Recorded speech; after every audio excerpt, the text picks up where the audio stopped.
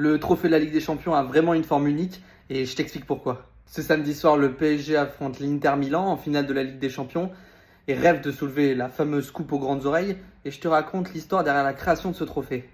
Mais avant ça, abonne-toi à Ludis pour améliorer ta culture sport. Bon alors cette histoire elle démarre en 1966 quand le Real Madrid remporte sa 6e Ligue des Champions en 11 éditions. L'UEFA décide alors de leur offrir le trophée original et d'en recommander un nouveau. Elle fait donc appel à la maison Stadelmann et demande deux particularités bien précises sur le trophée, dont se rappelle Nicole Stadelmann, l'actuelle directrice du groupe, dans les colonnes du quotidien Berner Zeitung. Il faut 2 ans pour que les vainqueurs puissent soulever confortablement la coupe et qu'elle puisse contenir 3 à 4 bouteilles de champagne et qu'il soit facile de boire avec. Ce trophée-là sera soulevé pour la première fois en 1967 par le Celtic Glasgow après sa victoire contre l'Inter Milan, mais ce n'est pas exactement celui-ci qui est offert chaque année aux vainqueurs de la Ligue des Champions.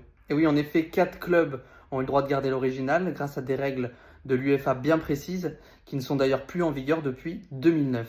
L'Ajax d'Amsterdam est le premier club à garder le trophée original en 1973 après 3 succès consécutifs. On a ensuite le Bayern de Munich en 1976, exactement pour les mêmes raisons. Et enfin l'AC Milan en 1994 et Liverpool en 2005 pourront aussi le garder, eux, parce qu'ils ont gagné 5 fois en Ligue des Champions. Et toi, tu penses que le PSG va enfin remporter la Ligue des Champions? Dis-le moi en commentaire.